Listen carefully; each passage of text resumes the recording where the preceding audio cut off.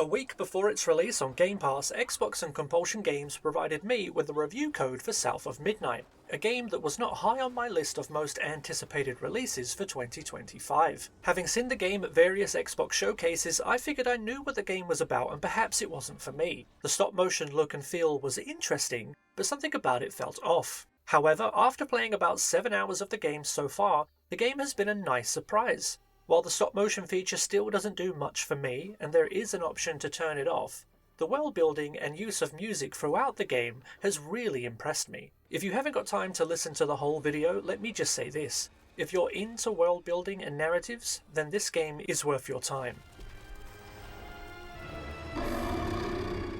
For those that don't know, South of Midnight is set in the American Deep South where we play as Hazel. Described as a magical mender of broken bonds, she encounters fantastical creatures of southern folklore in a macabre world. In many ways, the game reminds me of Little Nightmares, with each chapter offering distinct visuals with unique villains inspired by old fables designed to scare children.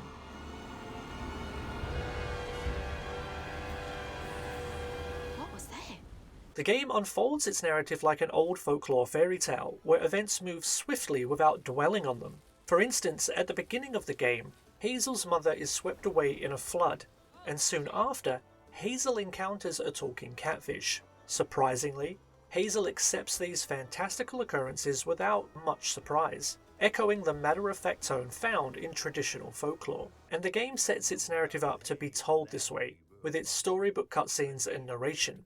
And while I'm not the biggest fan of these types of cutscenes, once I met the game where it was at, I found the fairy tale fable-style storytelling to work really well. On top of that, visually the game looks beautiful, and again I personally feel the stop motion effect was a little hit or miss and distracting at times, but that takes nothing away from the game's overall art direction. I had a great time just walking around the environments admiring the team's work. What I thought was done really well was how they had pieces of a song play throughout the chapter, and by the end, all the parts come together into the chapter's full track. It felt like the music was building alongside the story. Games like Red Dead Redemption 2 have done similar things, but here the songs feel much more personal, specifically covering the events of the chapter and providing backstory. In that sense, it felt like playing a musical at times, and I really enjoyed that.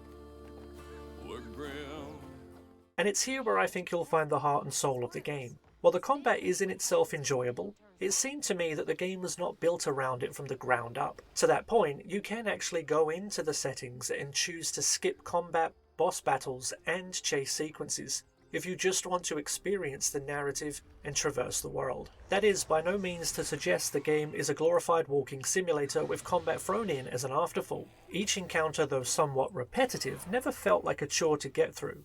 The combat flowed well and offered enough variety to make each encounter interesting. It's a great blueprint that I would love to see them build upon should the game get a sequel. Things like the addition of a parry button and a little more enemy variety to force you to switch things up could help to elevate the combat and make each encounter feel a little more guided.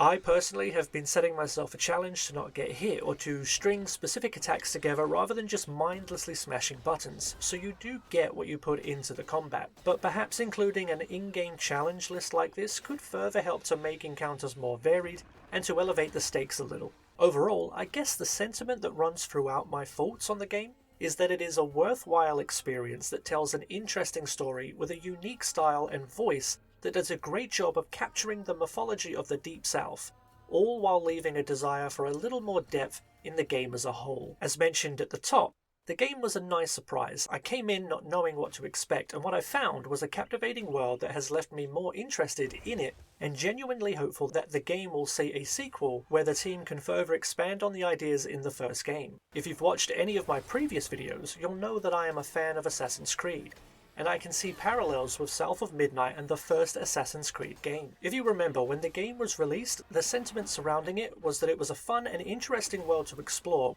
but ultimately a somewhat repetitive experience with room for improvement. I think the same can be said of South of Midnight, and so the question then becomes, will they get a chance to make their Assassin's Creed 2, and make good on and improve upon the concepts established in the first game?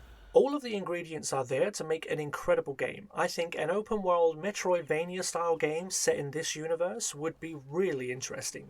So, if the goal at Compulsion Games was to get me to stand up and take notice of Hazel and the world of South of Midnight, consider this a job well done.